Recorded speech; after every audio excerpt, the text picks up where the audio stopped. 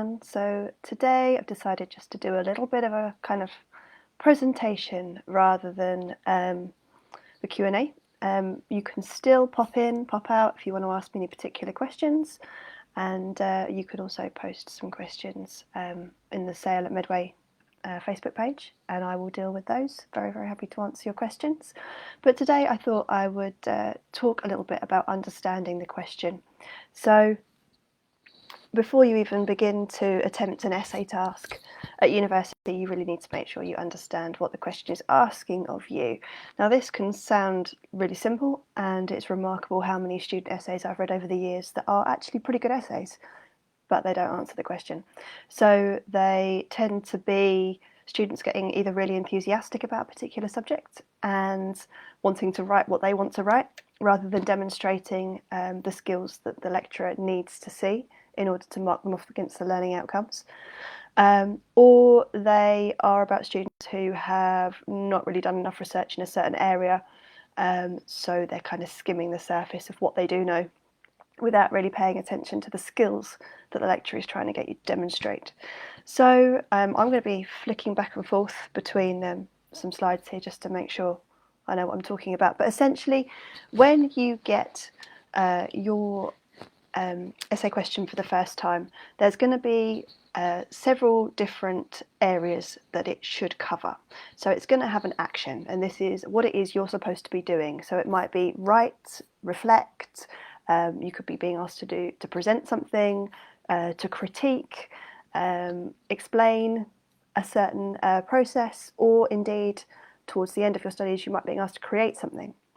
And then there's going to be a product, so that what it is you're supposed to be able to produce. Now, sometimes you'll only get one of these, either the verb is missing or the product is missing. So rather than saying write an essay, they might just say write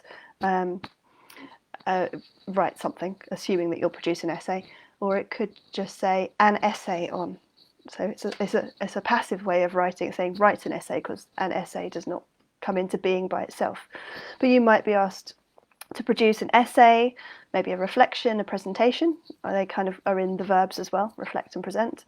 A portfolio, a literature review, a poster, or maybe a report. And I'm sure you can think of some other things that you've been asked. I know some people have been asked to produce poems, posters, academic posters, all sorts. And then you'll hopefully be given a topic, and you may be asked to choose your own topic, in which case you can do so. But it could be very generic. So, for example, if you are a nursing student, it could be on blood pressure, for example. It could be an academic topic, such as qualitative research. It could be experiential, such as reflect on a particular practice experience. Or it could be theoretical, so consider the application of a particular theory from the 18th century into modern medicine, for example. And hopefully you'll be given some limitations, because quite often without the limiting criteria, essay questions are much too large. So you'll be given hopefully maybe a location, so blood pressure on patients in the UK, a time, so perhaps in the 20th century, or a population, for example, in the neonatals or over 65s, for example. You will also be given some what I call artificial limitations. So that will be a due date, a deadline, a word count, and other academic requirements. So it could be specifically around a particular structure, it could be about a particular case study, or it could be around a particular format that you have to present in. So always pay attention to those four things. The action, which is what you have to do, the outcome, what you have to produce, the topic, which is your subject or area that you're looking into, and any limitations that occur. Now, most of your assessments will be linked to module learning outcomes, so it's always worth going back and checking that the assessment is closely linked to the module learning outcomes, and that you are making sure you demonstrate those module learning outcomes in your assessment. So an example might be, and I've taken an example from nursing, so this doesn't actually have any verb in it, but it says a 2,000 word assignment. A reflective narrative including an action plan with regard to your academic development. So for this particular one, you've got your topic, which is your academic development. you've got your product, which is a 2,000 word assignment, but it also says in there, including an action plan. And we know what it is we're supposed to be doing, or what type of writing, because it's a reflective narrative. So you're being asked to reflect. So identifying each of the areas there allows you to be sure that you know what you're doing. And a handy way to deal with that is to rewrite it into a few steps. So, for example, you could rewrite this one into write a reflective narrative. You could think come up with an action plan. Consider your academic development. Reflect on your academic development. You can come up with a few different ways of rewriting the question so that it makes more sense to you, so that you are able to identify each of the areas there and make sure that you can approach them. So that's kind of my top tips on how to make sure you understand your essay question. Now, if you can't identify any one of those 4 things, then it is worth, zooming out. Is it obvious? Is it kind of included in there? And do you actually need to ask? Do you just need to write it in when you rewrite the sentence? As in, a 2,000 word assignment, the verb write is missing, but we know that we need to write a 2,000 word assignment. It's not something you're going to be, unless you've been given the option, of course, to stand up and speak 2,000 words. That's not a presentation. Although it's always worth asking. You never know.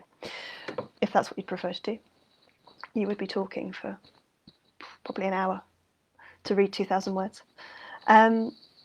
Or you can consider rewriting it to make the verb fit the task better. So writing a reflection, you could just rewrite to say reflect on the topic, make it a little bit more concise for you.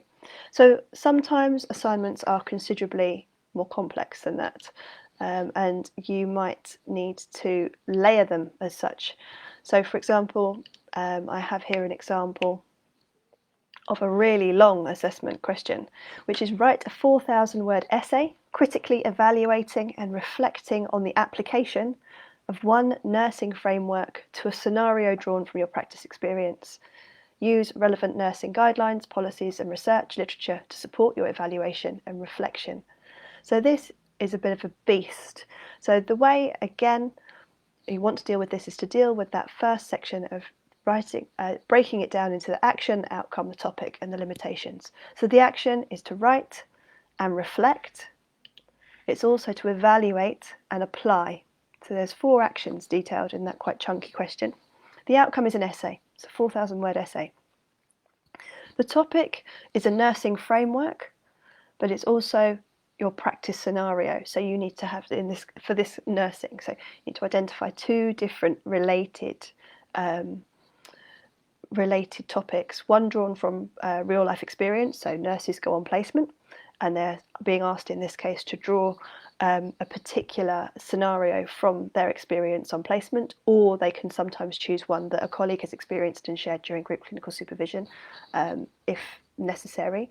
And then they're being asked to learn about the nursing frameworks and decide on one that would be appropriate for their chosen scenario, and then apply one to the other. They also be given specific limitations in terms of what they have to reference. So they need to look at guidelines, policies and research literature. So if any one of those things are not referred to in the essay, they will automatically be losing marks because they are not fulfilling the question. So it sounds very, very intimidating, but there are several steps in rewriting this question. So rather than rewriting it again into another 2 sentences as it's presented, you could rewrite it in different ways. For example, apply a nursing framework to a practice scenario. Kind of step 1. Critically evaluate how the nursing framework was applied in that scenario. So kind of step 2. Reflect on the application of the nursing framework in the scenario. A kind of step 3. And then all of those things you'd bring in, or the student would be writing, would bring in guidelines, policies and research literature to support that. And of course, the overriding thing is write a 4,000 word essay. So there are different elements that need to be brought together, identified and then brought together when you're understanding what your question is. Now, one of the things at university is that there's no individual or no particular person or process for writing questions. So whoever has written the module, which may not be the person who's teaching you, but it could be, will have written the questions. So good assessment questions will be directly and clearly linked to the module learning outcomes, which are given at the beginning of the course, and will be, obviously the content will be taught, and hopefully the skills that you need will be taught as well, particularly if it's a practical exam, but also hopefully along the way you've been given some pointers and some support on how to write an essay, or how to create a presentation, or how to design a poster if that's what you're being asked to do. So you will experience very different ways of writing questions and very different ways of thinking about assessment across your teaching at your university. So it's really a case of identifying exactly what it is you're being asked to do, thinking about the skills you need to demonstrate as well as the knowledge you need to demonstrate, making sure that you are planning for, reading about and increasing your knowledge in those areas, and practicing those skills as well. So if you are given your assessments early on in your course, it's a good idea to pop in and have a little look-see and think, well, I'm not quite there yet because I'm not expected to be there yet, but actually I can see from what I'm being asked to do there that I don't know how to structure a long piece of writing, so I'll go and look that up. Or I don't actually know anything about this topic, but I see we're being taught it in 2 weeks' time, so I'll wait for then and then I'll expand and do further reading if I need to. You know, thinking about your assessments as a kind of a process that we go through to increase our learning can be much more helpful than thinking about it as a kind of snakes and ladders moment at the end, like either you climb up the snake and you pass to the next level, or you slip down the ladder and have to retake. So if you can bring yourself to consider your assessments almost from the beginning of a module, consider what you're being asked to do, the skills that you need to demonstrate and the knowledge that you need to perform that early on, and then that should hopefully enable you to approach them with a more gentle frame of mind and a bit more, sympathy for yourself than, say, 2 weeks before the deadline for a long piece of writing going, oh my goodness, I've not looked at this yet. So if you don't understand the question, you're really not sure what you're supposed to be doing, and the accompanying literature from your lecturer has not really enlightened you, then speak to them and do it as soon as possible. Really make sure that you're clear on what it is your lecturer is trying to achieve. And if you, and I'm going to say this, clearly but quietly, if you don't think that the assessment fits the module learning outcomes, or you don't think it's clear, then in a constructive and positive way, maybe rewording it, you might want to take that back to your lecturer and say, perhaps next time try this way of explaining what it is you want, because the current question is not clear enough. So I hope you found that helpful, and I will stop this for now, but I will still be on here until 3 o'clock manning any questions, so manning the SAIL chat. So if you have any questions or anything you'd like to ask me or suggest a topic for next week, then do feel free, and I will see you next week. Many thanks.